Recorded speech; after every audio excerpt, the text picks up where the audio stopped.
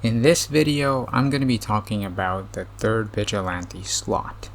Before we continue, I want to talk about the sponsor of this video, the Huawei App Gallery and the Ants Underground Kingdom. The Ants Underground Kingdom is an amazing MMORTS game where you get to have your own ant colony. You can grow this colony by training ants that'll fight by your side. Take them into battle to defeat other colonies and plunder their resources. Now, if you're interested in this game, now is the best time to download it from the Huawei App Gallery because they're currently having a special offer for the following countries. If you click my link in the pinned comment, you'll be able to claim 3 free coupons for this game up to the 31st of January 2024. The first coupon can be claimed only once and can be used for making purchases above 5.99 euros, meaning it doesn't include 5.99 euro purchases. The second one can be claimed daily for purchases over 11.99 euros, and the third one weekly for purchases over 119.99 euros. They're only giving out 800 of these coupons, so claim them as soon as possible to not miss out. After that, follow the steps at the bottom of the page to get your rewards. Using my link also helps support the channel, so be sure to do that. Thank you, and let's get back to the video.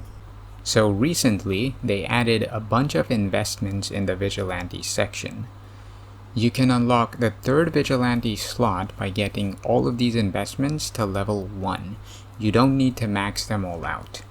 The investment at the bottom unlocks the third Vigilante slot in battles, and the one above it unlocks the third Vigilante slot on your wall. There are other investments as well that give you extra stats. There are 4 investments that give you Bulker, Biker, Shooter, and Vehicle Defense first. These can be upgraded all the way up to level 7 to give up to 7% each. Then there's this investment that says it increases your crew defense when this Vigilante leads your ops. I wasn't really sure what this meant when I first looked at it. However, after testing, it seems like this investment simply increases your crew defense. It has 5 levels and can give you up to 5% more crew defense. Then, after that, you have 4 investments that increase Bulker, Biker, Shooter, and Vehicle attack, and just like the defense investments, these investments also have 7 levels each and can give you up to 7% attack each. Then, just like for defense, there's an attack investment that says increases crew attack when this Vigilante leads an ops. This again is just a crew attack buff of 5% if you max it out. So in total, these Vigilante investments can give you up to 12% crew attack and defense if you max them out. After that, you have investments that increase Vigilante command and speed. Command increases your crime ops capacity when using Vigilantes in cross-server battles, while speed increases your crime ops speed when using Vigilantes in cross-server battles. Then there's the wall investment that lets you put a third Vigilante on your wall when you finish investing in it. After that, you have the attack and defense investments. The attack stat of your Vigilante increases crew attack when using Vigilantes in cross-server battles, while the defense stat increases crew defense while using Vigilantes in cross-server battles. The command, speed, attack, and defense investments all have 10 levels each. The speed, attack, and defense attributes go up by 1 every time they're upgraded, so the maximum speed, attack, and defense you can get from these investments are 10 each. The command attribute, on the other hand, goes up by 10 every time its level is upgraded, so the maximum command attribute you can get from these investments is 100. Finally, at the very bottom of the investment tree, you have the third Vigilante slot that you can unlock for battles. This will allow you to send 3 Vigilantes in your march whenever you're doing battles. This applies to real battles on the regular and cross-server maps, as well as tournament battles like the real estate or the team tournament. You can also use 3 Vigilantes per team in the Vigilante Arena now. So if you're in the regular Vigilante Arena, you can use up to 9 Vigilantes in your march, while if you're in the global Vigilante Arena, you can use up to 15 Vigilantes in your march, because in the global arena you get to have up to 5 teams, and each team can have up to 3 vigilantes each, so that's 15 vigilantes total. Now, if you're a mid to low spender, then this probably means that you have to use 3 more vigilantes for the Vigilante Arena, or maybe up to 5 more if you do the global Vigilante Arena.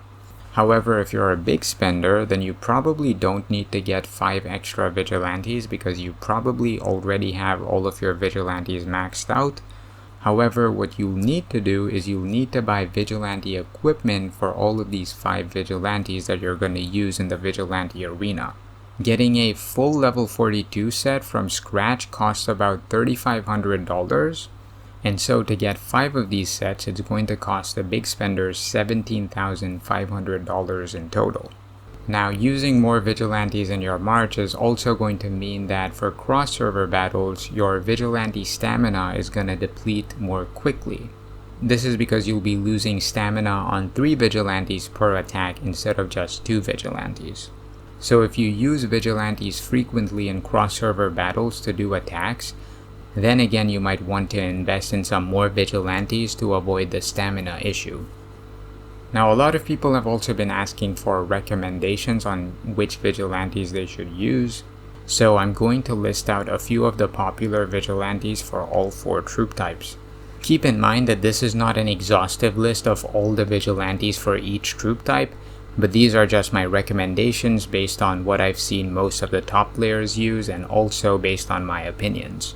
For bikers, you have Vlad, Tadashi, Connor, Sonny, James, and Patrick. You can pick any 3 out of these 6 vigilantes. I think all of them are pretty good for bikers. You also have Baron and Director. I don't think they're as good as the 6 that I just mentioned, but they still give you some decent biker stats. So if you don't have the 6 vigilantes that I just mentioned at a high star level, but you have leveled up Baron or Director instead, then you can definitely use Baron or Director in your march. For shooters, I would recommend Yuki, Jose, Doryong Zen, Nora Su, Connor, and Patrick. The most popular ones for shooters are Yuki, Jose, and Doryong Zen. For bulkers, you can use Jane, Harry, Sandro, Wayne Guan, and Patrick. Again, the most common ones are Jane, Harry, and Sandro. And for vehicles, you can use Andrew, Kiko, and Connor. All of these give you a lot of vehicle health, which is what's most important if you're using the lanching strategy. Keep in mind that Patrick is good for bulkers, bikers, and shooters because he increases your crew damage by 25%. So if you don't have any vigilante to work on at the moment, then you should probably start upgrading Patrick because he can be used for any troop type. And if in the future you decide to switch your troop type from biker to shooter or bulker to biker, Patrick will still be useful in all of those cases. So that is my recommendation for which vigilantes you should be using. Finally, I want to talk about the Vigilante Training Room. For those of you that don't know, the Vigilante Training Room is basically a feature that allows you to get extra stats on your vigilantes by placing them in training rooms. There are 4 different types of training rooms: bulkers, bikers, shooters, and vehicles, and each room can have up to 5 vigilantes. Now, whenever you use a vigilante that's placed in the training room in your march, you not only get the active stats of the vigilante, but you also get the entire stats of the training room that it's placed in as well. So for example, if I use a vigilante that's placed in the bulker training room in my march, then I'll get all the stats that I've unlocked for the bulker training room in that battle. If I use 1 vigilante from the bulker training room and 1 vigilante from the biker training room, then for that battle I'll get all the stats that I've unlocked in the bulker training room as well as all the stats that I've unlocked in the biker training room. However, if I use 2 vigilantes that are both from the bulker training room in my march, then I won't get double the bulker training room stats. I'll still only get the bulker training room stats once.